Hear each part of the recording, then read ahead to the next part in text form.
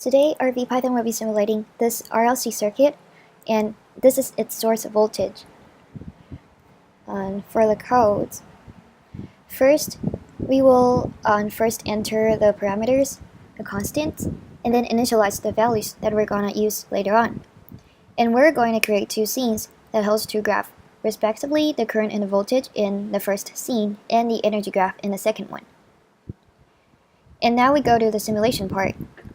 We first define the voltage source. If the time is in a range of 0 to 12 times its period, then the voltage will be 36 times sine 2 pi ft.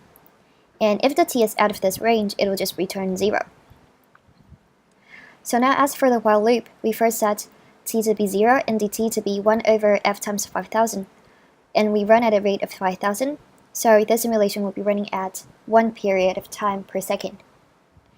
And for this simulation, I want to calculate all the changes in the elements from the current angle perspective.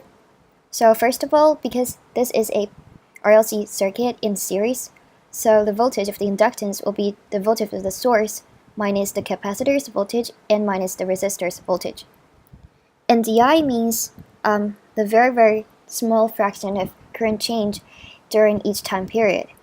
And because for the inductance, VL is LGI dt, so di will be VL times dt over L.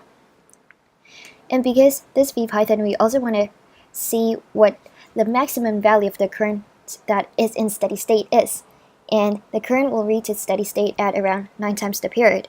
So if the t is bigger than 9 times the period, and the steady current hasn't been recorded yet, and then if di is smaller than 0, because di also represents the slope of the current graph, so if di is smaller than 0, then it means the slope is going down, which means the current has already reached its maximum value. So I want to record this current value as I steady. And as for the phase is how much the current is leading or lagging the voltage. So the t is the time when the current will reach its maximum value, and 9.25 times the period is the time when the voltage will reach its maximum value. And we can deduce this value from here, because we want to make sine 2 pi ft 1. So we have the maximum value, so t will be 9.25 times the period. So we want to know the difference between these two time values, and over the period times 2 pi, this will be the phase. Alright. And then during every small period of time, the current will plus di. And here we are just using some basic formulas to calculate the value of the capacitor's voltage and the voltage of the resistor. So this equation is derived from IC is C dV dt, so dVC is I times dt over C, and VC plus dVC, VR is I times R. And here we record the energy. The energy is 0.5 C V squared plus 0.5 L I squared, which is this formula. So now we have the current, the voltage, and the energy, and we will just graph it out on a plot. And another thing that we want to know in this simulation is that because the voltage source will be turned off at t is 12, as we see right here.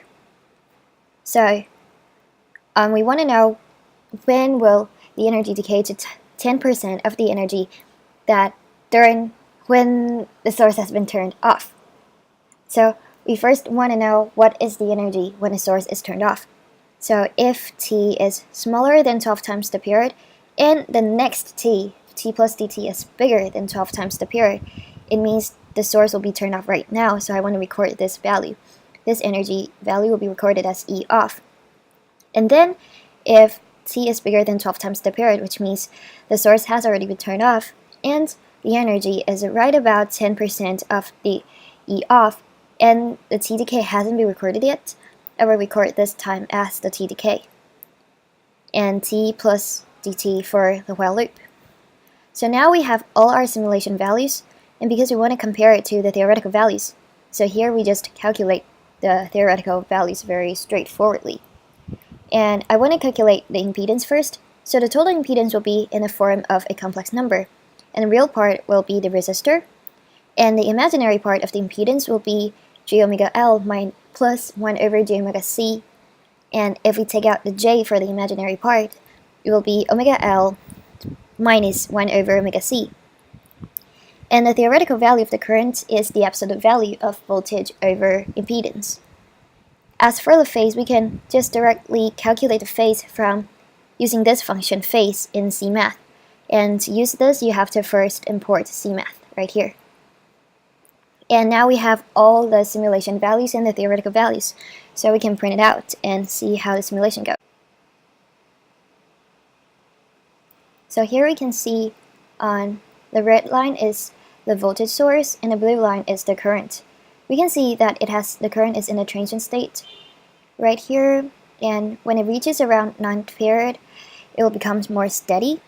And here is when the voltage source is turned off. And as for the energy plot, this is about 12 times the period when the energy source is turned off, and then it will decay to 10%. And these are the values printed out. Yep. So that's it for today.